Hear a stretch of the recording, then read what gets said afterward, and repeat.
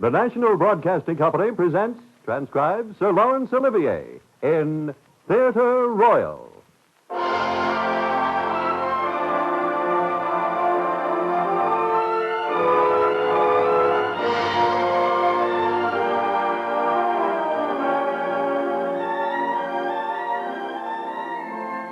This is Laurence Olivier. We have before now turned to the novels of Charles Dickens and taken from them sequences as a basis for our radio play. Today's play comes from the same magnificent source. The setting is London and Paris at the time of the French Revolution. The book, A Tale of Two Cities. The sequences we've chosen will be familiar to you, and I myself shall be playing the role of Sidney Carton.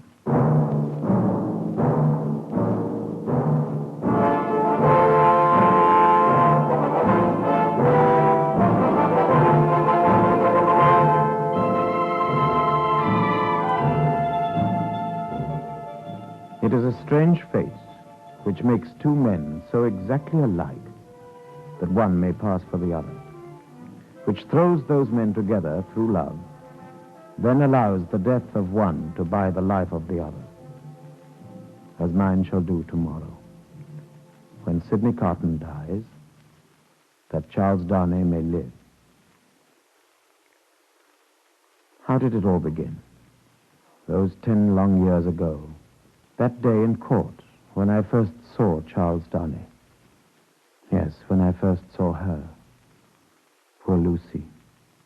Poor dear, sweet girl. How she trembled for him even then. How obviously she loved him. How she feared for his life. For his life was at stake, that time no less than this. When fate first threw us together. When Charles Darnay was on trial for treason in London. Silence in court. Miss Manette, had you any conversation with the prisoner on your passage with him across the Channel from France? Yes, sir. Recall it.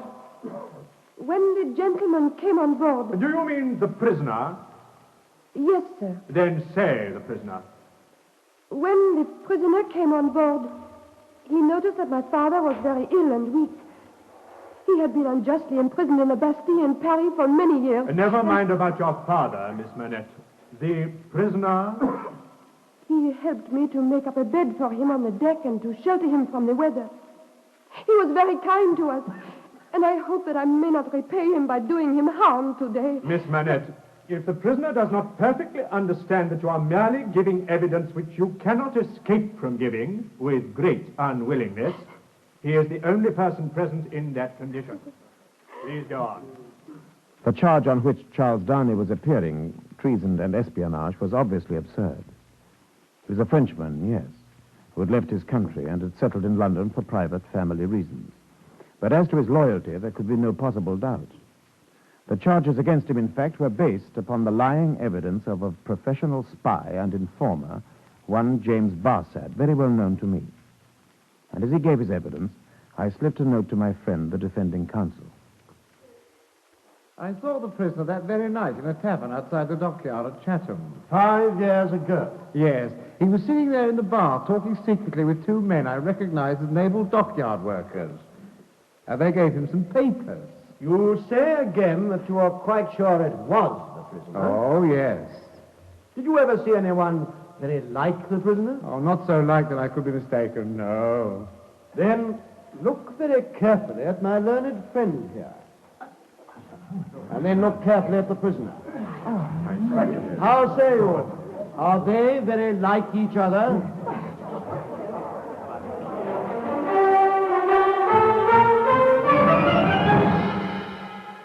Oh, yes. We were like each other.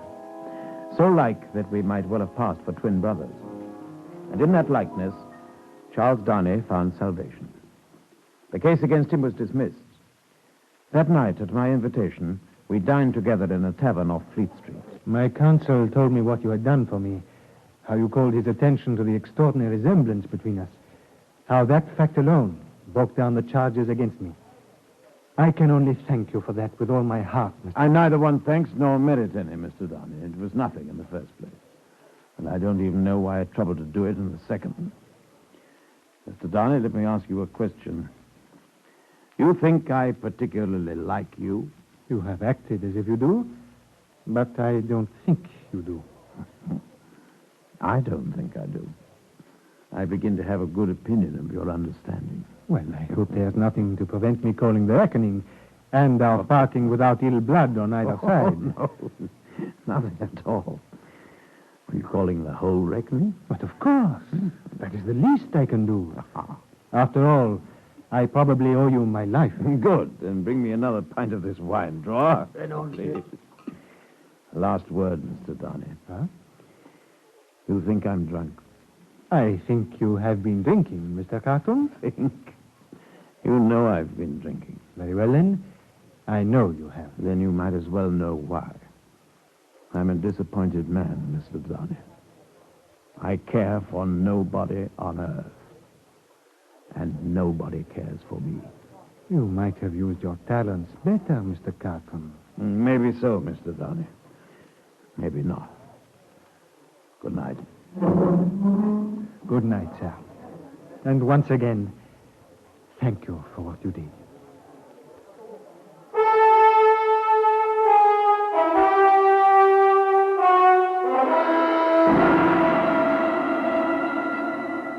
I never attempted to deceive myself.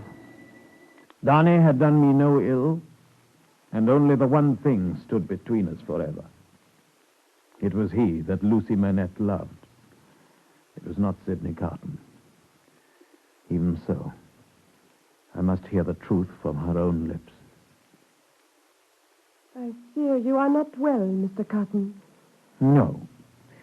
But the life I lead is hardly conducive to health. Is it not a pity...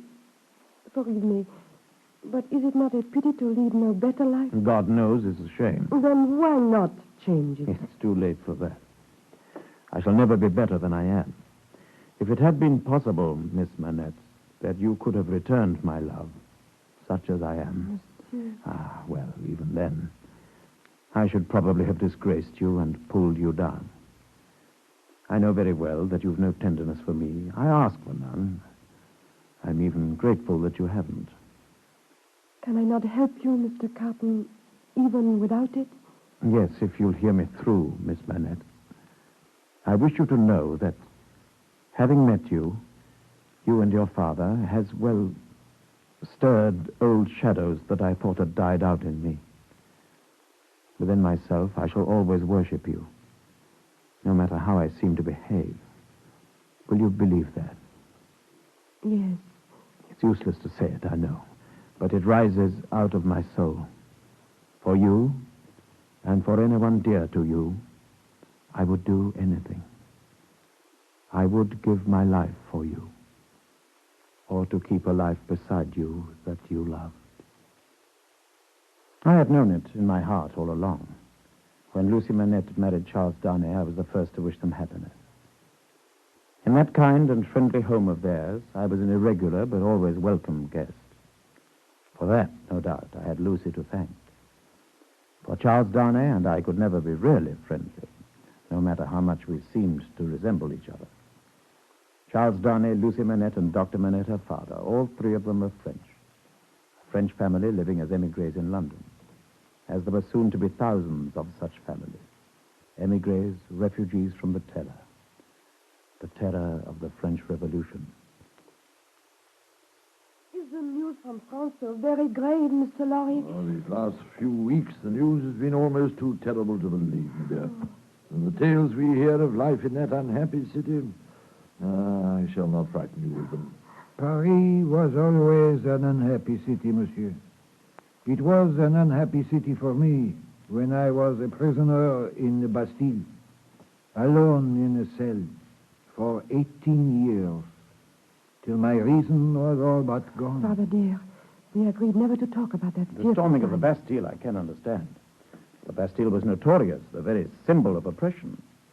But the stories one hears these last few months, the terror. Well, perhaps only the French can understand that. I doubt whether even they can understand it, Mr. Carton. Sometimes it seems as though a wave of madness sweeps over the world like an epidemic disease. Men lose their wits and lose their conscience. They act blindly as though their only motivation was hate against their kind. That is what happened in France today. The people of France have suffered bitterly. If they are filled with bitterness, we must not judge them too harshly, monsieur. Though you and I would die 1,000 times before we would raise a hand in anger against even our oppressors. Mr. Laurier, I see that my poor father is tired and upset by the news. Would you excuse us if we retire? I have a headache myself. Lucy, my dear, please forgive me. I should have remembered how painful all this must be to the doctor. Please sit down, Mr. Laurier. I know my husband has things to discuss with you. Good night. Good night, my dear. Good night, Mr. Carton. Good night, madame. Good night, gentlemen. Good night, monsieur. Sit down, Laurie. So the news from Paris is worse than ever. Much worse. As you know, the bank has a lot of interest over there, and perhaps the news reaches us quicker than anyone else in London. We've even begun to post notices of it in the bank's window. So I saw this afternoon. The notices look very grave. That is why I have decided to go to Paris myself. What, you? But surely... Oh, you mean I'm too old? No, I mean that the country is disorganized and the journey may not even My be safe. dear Charles, those are my very reasons for going. But as for it being safe, it's safe enough for me. No real bother to interfere with an old fellow like me. There are far too many people better worth interfering with. They may not bother to make very careful inquiries, my dear sir. Charles here was arrested and put on trial for his life even here in London. They thought he was a spy, you may remember. When a city is as badly disorganized as Paris... If it weren't disorganized, my dear Carton, there'd be no reason for my going. As it is, we have important interests at stake there. I almost wish I were going myself in some ways. As a Frenchman born, I can't help thinking that it might be possible to preach a little reason, even to the mob. I was saying to Lucy only last night... I wonder you dare mention her name. Wishing to go to France. Leave her here? To die of worry? There's nobody left to worry about you, Mr. Laurie. Oh, nobody that's dependent on me, sir. Nor is there any cause for worry in my case. Oh, by the way, I wonder whether either of you can help me. This letter was brought into the bank today by our French courier, addressed to the Marquis Saint-Evremond, care of the bank. We've no note of him at all. Do either of you happen to know him? The Marquis Saint-Evremond? Yes, I know him. If you leave it with me, I'll see that he receives it. Thank you. It may well be important. Well, Charles, I'll be going. I must complete my packing, for tomorrow I shall be on my way to Paris. Good night, Mr. Carton. Good night, sir. You'll explain to the Marquis how the letter came into my hands, Charles. I will, rest assured. Un bon voyage.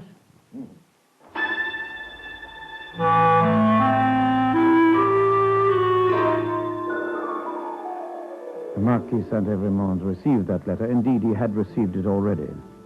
For the Marquis Saint-Evremond was Charles Darnay himself. Within 24 hours of reading that letter, Charles Darnay had started on the journey to Paris himself, secretly, and leaving a note to Lucy and her father. He had gone in answer to a call of honor to try and save the life of his steward, the manager of his abandoned estates in France, now under arrest by the Terror, held as a hostage for his master. And when that master arrived in Paris... Citizen Defarge, is this the émigré Evrémonde? This is the man. Your age, Evrémonde? 37. Married, Evrémonde? Yes? In England. Without a doubt.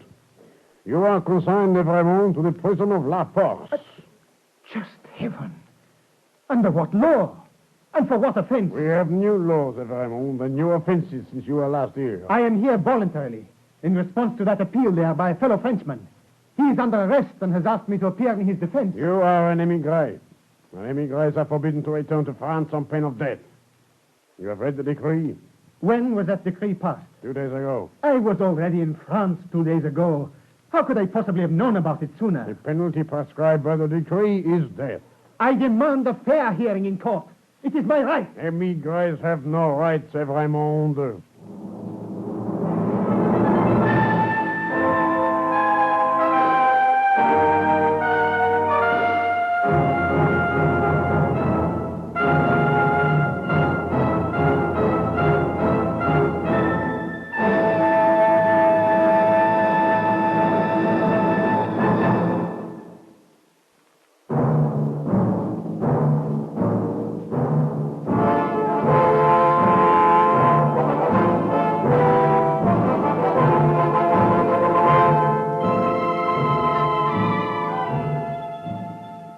Lucy and her father did not need to wait for the news of Charles Darnay's arrest.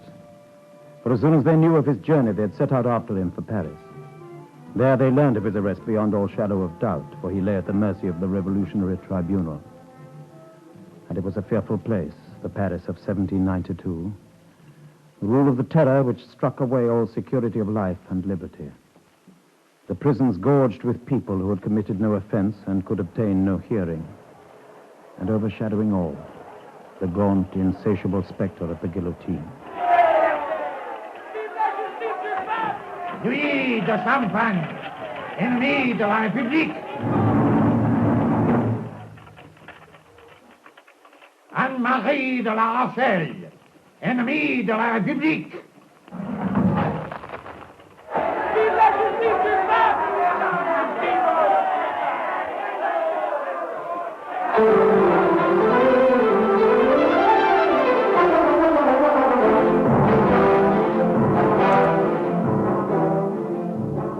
In the terrible bloodbath of those days, men and women whose only crime was noble birth were murdered by the thousands. Day after day, they stood before their accusers, the dreaded Revolutionary Tribunal. Day after day, they heard their sentences pronounced, and day after day, the tumbrils bore them out to the mob that surged about the guillotine. And in due course, it was the turn of Charles Darnay, the one-time Marquis Saint-Evremond. Charles Darnay, you are charged with being an enemy of the Republic. If that be proved, the sentence of this tribunal is death.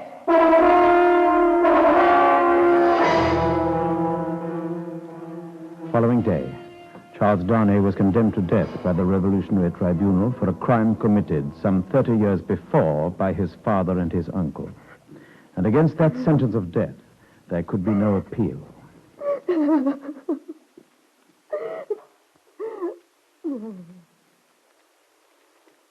I had arrived in Paris myself the evening of Charles Darnay's rearrest. I knew in my heart that nothing now could save him, nothing short of a miracle. And then, perhaps, a miracle happened. In a wine shop near La Conciergerie, I made the acquaintance of his jailer, a turnkey from the prison. And this turnkey was very well known to me.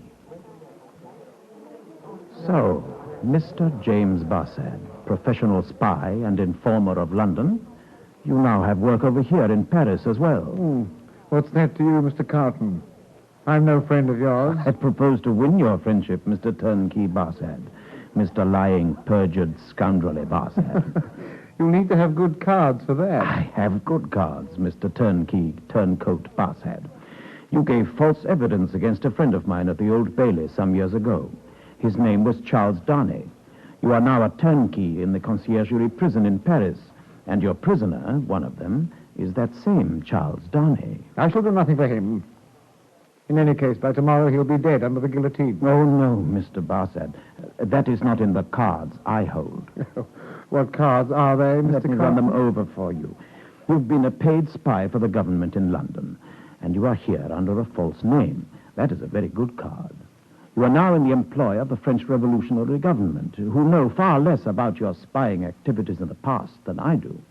That is another good card. They might be persuaded, Mr. Barsad, that you are still in the pay of the British government, the aristocratic government of Pitt, the sworn foe of the Revolution. That is a really excellent card, Mr. Barsad. It's a lie. I'm here for myself. I had to leave. Sure you did, Mr. Renegade Barsad.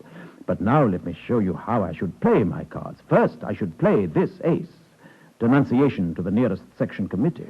Would you really be able to convince them that you are not a spy for the British government any longer? Mr. Carton, in all justice. Justice, Mr. Barsad. For a perjured informer and a spy. What cards have you got in your hand? Take your time and have a good look. Well, very well, Mr. Carton. What do you want me to do? Nothing very much, Mr. Barsad. Nothing that will endanger your neck in any way. Something which will remove a danger from you forever.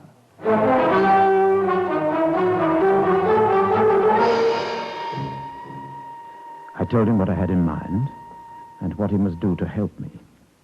After all, there was only the one thing possible if Charles Darnay was to be saved. And that one thing, I had already decided that I must do. Not for Darnay himself, perhaps, but for the woman that he'd married. Only this one night left. There was no time to be lost. Only one other man in Paris who could help me. Mr. Lorry, the banker. Don't ask me why I'm giving you these instructions, Mr. Lorry. I have a reason, a good one. I do not doubt it, Mr. For Carton. Charles Darnay, there can be no further hope. We know that. I have reason to believe that Dr. Manette and Lucy are in very grave danger as well, and that they may be arrested after Darnay has died. Therefore, they must at once leave Paris and get back to safety in England. I had already intended to take them back with me, Mr. Carton. Yes, but you must do so tomorrow. Your preparations have already been made, I know. Early tomorrow, have your horses ready so that you may start at 2 in the afternoon. Charles Darnay is due to die at 3, Mr. Carton. Yes. It is imperative that Dr. Manette and Lucy should leave the city before that. It is imperative, Mr. Lorry. You will also reserve a place for me in your coach. I should be glad to do that, Mr. Carton. You have your papers for traveling. So has Dr. Manette and his daughter. You see, these are my papers, made out for Sidney Carton, an Englishman. Take these papers and keep them for me. Bring them to the coach tomorrow. But, Mr. Carton... No, do that for me, Mr. Lorry. I have obtained permission to pay one last visit to Darnay at the prison tomorrow at noon. You have? But how? I was told... Never mind how. You must persuade Lucy to leave in the coach with you tomorrow at 2 o'clock precisely. Mm-hmm. You must tell her that her father is in danger. Never mind herself. She will probably wish to die with her husband. Tell her that she must leave Paris with you, that it is her husband's dying wish. Mm-hmm. Tell her that more depends on it than she dare believe or hope. Tell the same thing to her father. You must make them do as I say. I think I can do that, Mr. Carton. I thought so. Quietly and steadily have all arrangements made in the courtyard here, even to taking your own seat in the carriage. Mm-hmm. The moment I come and join you, take me in and drive away. I understand that I wait for you under all circumstances. You have my traveling papers here with the rest, and have promised to reserve my place. Wait for nothing but to have my place occupied. And then for England. Your place occupied? Yes. Very well, Mr. Carton. And now, promise me solemnly that nothing will influence you to alter the course we have agreed upon. I promise you, Mr. Carton. Remember those words tomorrow. Change the course or delay it in any way for any reason. And no life can possibly be saved, and many lives must inevitably be sacrificed. I will remember. I shall do my part faithfully. I hope to do mine no less. Goodbye, Mr. Lorry. Goodbye, Mr. Carton.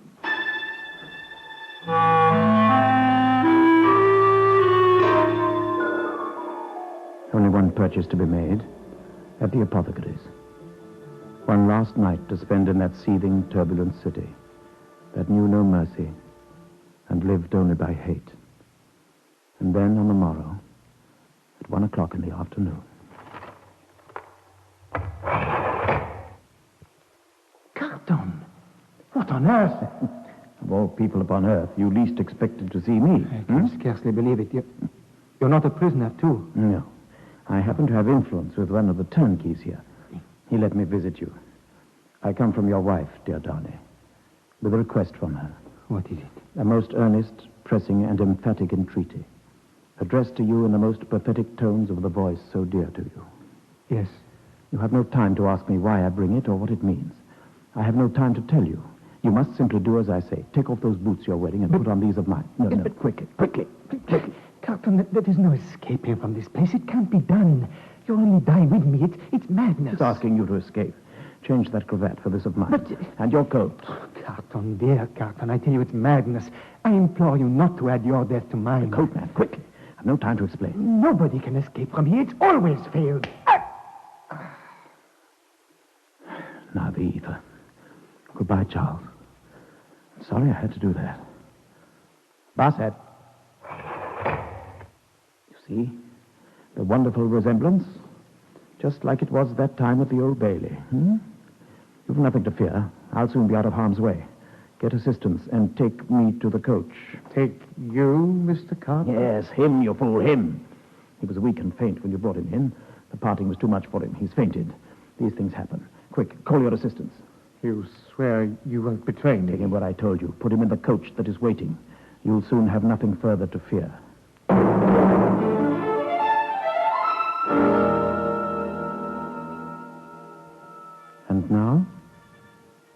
is nothing left but the ending. May it not be unworthy of one who aspired to love her.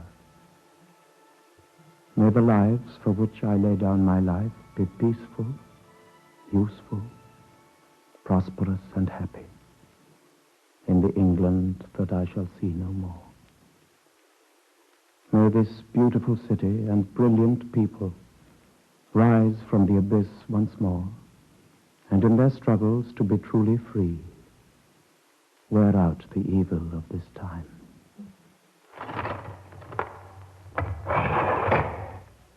Citizen everyone called Darnay, your hour has come. Follow me. I am ready.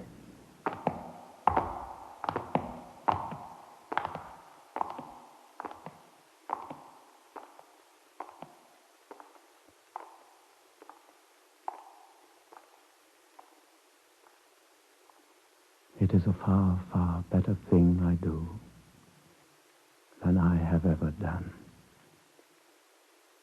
It is a far, far better rest that I go to than I have ever known.